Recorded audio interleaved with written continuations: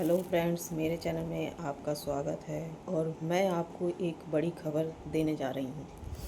तो आपने हरीश राणा की बात तो सुनी होगी कि वो उसके जो माँ बाप हैं वो इच्छा मृत्यु की मांग किए थे, तो जिसमें कोर्ट का आदेश आया है कि वो इच्छा मृत्यु उसे दी जाए क्योंकि उसकी 13 साल से वो बिस्तर पे पड़ा हुआ है ना। और शुरू में वेंटिलेटर पे भी था कुछ दिन तक, फिर उसके बाद उसे वो होश में तो है नहीं, 13 साल हो गए उसे बिस्तर में पड़े हुए और अपनी ज़िंदगी की जीत से वो हार ही गया है। और उसके जो माँ बाप हैं उसके लिए बहुत कर रहे हैं, है ना। इतना तो माँ बाप किसी के नहीं करते, इतना सब्र किसी के अंदर एक माँ बाप के ही ऊपर होता है और कोई नहीं कर सकता है, क्योंकि 13 साल से वो उसकी सेवा कर रहे हैं उस बच्चे की, अपने बच्चे की। उन्होंने 3 मंजिला मकान अपना बेच दिया, एक छोटे से फ्लैट में आके वो रह रहे हैं। और कहा जाता है कि 45,000 रुपये पर मंथ, हर मंथ उसका ट्रीटमेंट का खर्चा है और 25,000 रुपये एक नर्स रखने के लिए करना पड़ता है। तो इतना उसका मतलब महीने का खर्चा है। और कुछ साल होते तो चलो एक उम्मीद थी कि चलो शायद मेरा बच्चा सही हो जाएगा।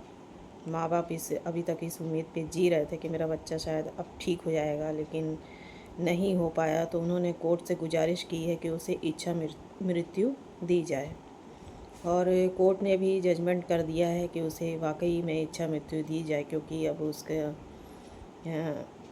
माँ बाप भी उसके बहुत ही सयाने हो चुके हैं और उनके अंदर भी इतना पेशेंस अब बचा नहीं है कि कब उनकी सांस टूट जाए तो फिर उसके बाद उनके बच्चे की देखभाल कौन करेगा, और कोई है नहीं देखभाल करने वाला। तो यही सारी चीज़ें हैं जिससे बहुत ही एक माँ बाप के लिए बहुत कष्टदायक चीज़ होती है कि अपने बच्चे के लिए मौत मांगना।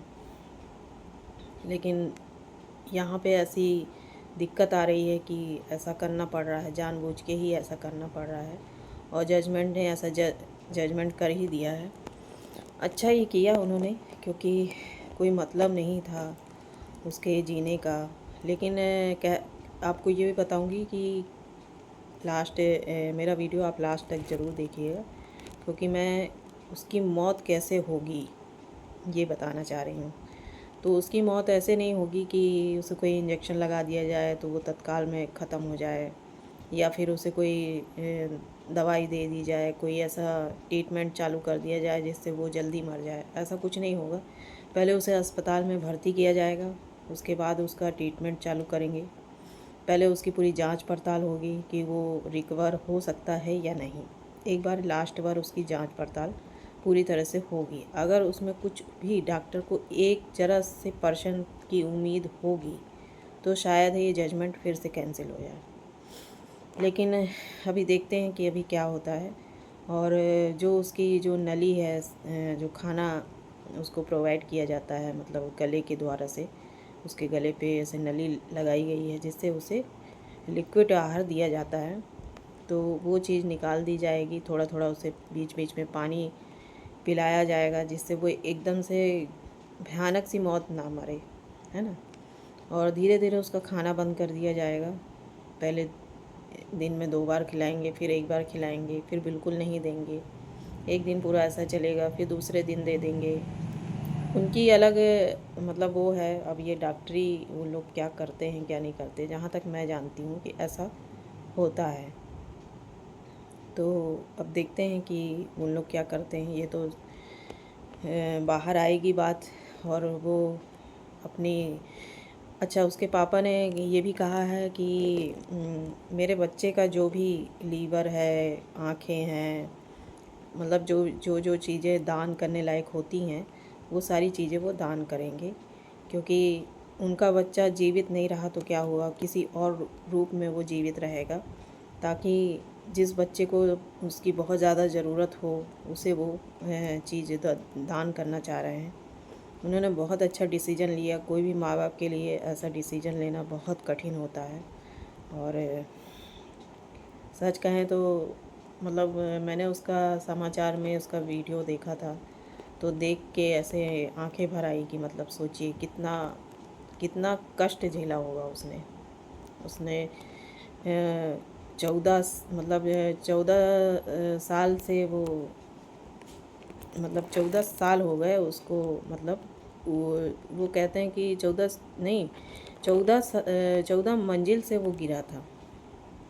और ऐसे में तो इंसान की मौत हो जाती है, लेकिन भगवान ने उसको इतना कष्ट दिया, इतना कष्ट दिया कि आप और हम उसकी कल्पना भी नहीं कर सकते। क्योंकि कहते हैं ना कि जिसके ऊपर बीतती है वो वही जानता है कि उसके ऊपर क्या बीत रही है। और सबसे ज़्यादा कष्टदायी हम उस समय महसूस करते हैं जब अपनी परेशानियों को हम किसी से शेयर नहीं कर पाते, किसी को बता ही नहीं पाते कि मुझे ये तकलीफ़ हो रही है, मुझे ये दर्द हो रहा है, मुझे ऐसा पेन हो रहा है, या मुझे ऐसी दिक्कत हो रही है, या मुझे भूख लगी है, मुझे प्यास लगी है। वो कुछ भी नहीं बता पा रहा है। अब सोचिए भगवान ने उसे बहुत भयानक कष्ट दिया। भगवान कभी किसी को ऐसा कष्ट ना दे। और हो सकता है कि ऐसा चांस है नहीं, लेकिन भगवान करे या तो वो ठीक हो जाए और या फिर वो इस दुनिया को ही छोड़ दे, क्योंकि उसके जीवन का कोई मतलब नहीं है। वैसे किसी के जीवन का कोई मतलब नहीं होता है, लेकिन फिर भी एक ज़िंदा इंसान की तो केयर वो अपने आप खुद भी कर लेगा। लेकिन वो सोचिए उसके माँ बाप रोज़ तिल तिल मर रहे हैं। आप एक बार उसके माँ बाप के बारे में सोच के देखिए कि वो कितनी मतलब तपस्या उन्होंने करी अपने बच्चे को, हर कोशिश की, हर एक कोशिश किया उन्होंने कि मेरा बच्चा सही सलामत से सब कुछ ठीक हो जाए और एक बार वो फिर से पहले जैसा हो जाए। लेकिन वो नहीं हो पाया। भगवान की शायद यही इच्छा है, और आगे भगवान की क्या इच्छा होने वाली है ये कोई नहीं जानता है। तो यही है कि अब देखते हैं कि वो उसके साथ अब आगे क्या होता है। मैं आपको जैसे ही मुझे खबर मिलेगी तो मैं आपको इसके बारे में दूसरा वीडियो बना के बताऊंगी, और उसके बारे में पूरी एक एक जानकारी मैं आपको दूंगी। अभी ये पूरी एक एक जानकारी है कि उसके साथ क्या हुआ, कैसे हुआ, और कैसे उसके माँ बाप ने उसका ट्रीटमेंट किया।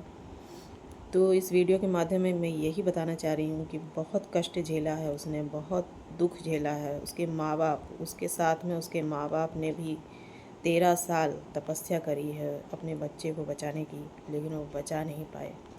जैसा वो चाहते थे वैसा हो नहीं पाया। तो बहुत कष्ट होता है ऐसा मतलब ऐसा निर्णय लेने में एक माँ बाप के लिए कि वो क्या निर्णय, मतलब अपने बच्चे की मौत मांग रहे हैं। सोचिए कितना बड़ा फैसला होगा। तो ठीक है, फिर मिलते हैं अगले ब्लॉग में। मैं इसके बारे में आपको पूरी जानकारी एक A to Z बताऊंगी, और आप मेरे वीडियो के साथ बने रहिएगा। मेरे चैनल को लाइक करिएगा, सब्सक्राइब करिएगा और बेल आइकन दबाइएगा। और इसके बाद फिर एक नया वीडियो आएगा जो आप लोग ज़रूर देखिएगा।